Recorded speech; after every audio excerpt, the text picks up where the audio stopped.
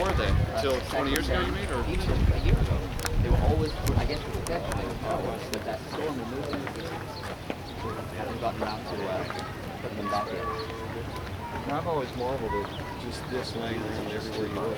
Oh yeah. That's all right. I mean, Yeah, it's all part of laying over the ground.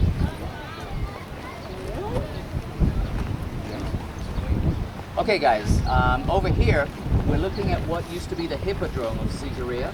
Hippo means horse, drome means track. That's where they used to have horse races in Caesarea. And those are very much like the horse races that you see in the movie Ben-Hur. They would basically burst out of the northern end, which is the farther end, come around the central aisle that you can see over here. You can see the eastern bleachers or seats over there. You can see the southern part where it becomes a circle, and then the western seats were straight from here and down where you see the sidewalk, but they've been carried away over time by the Mediterranean Sea, which created an inlet here. But that was all over there. And they didn't only have the horse races here, chariot races, they also had athletic competitions. This is also where Herod, when he inaugurates the city of Caesarea in the year 9 BC, decides to hold the big festivities of the inauguration here in the Hippodrome.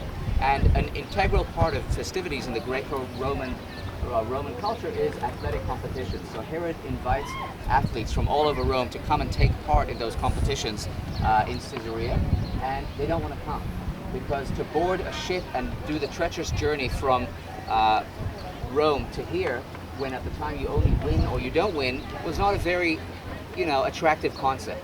Herod recognizes the problem, puts his brain in gear, shows his genius again, and he basically comes up with a new concept which he publicizes and which catches. He says at the inauguration festivities in Caesarea there's going to be first, second, and third places to be won. For the first time ever, he decides it's going to be the first 3 places, and then every European athlete has tripled their chances of making a name for themselves, because even if they just come in third, they've still made a name for themselves. So it's more worth it to them. They board the ships.